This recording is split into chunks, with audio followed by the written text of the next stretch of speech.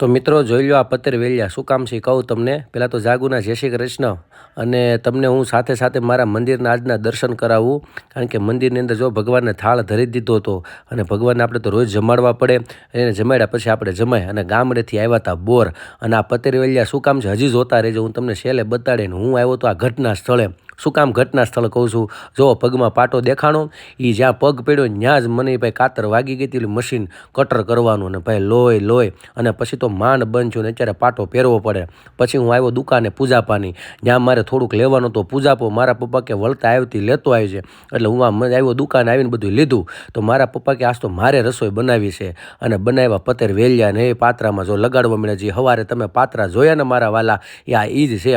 અને મારા પપ્પાએ બનાવ્યા મસ્ત ભાઈ. રસોડા બહુ કર્યા એટલે અનુભવ બહુ મોટો. એટલે બનાવ્યા એક નંબર પોચા રૂ જેવા. અને જાગુ બનાવવા મળી. આ બાજુ ભાખરીનો લોટ બાંધવા મળી. બસ તો આજ માટે એટલું. આવજો. જય શ્રી કૃષ્ણ.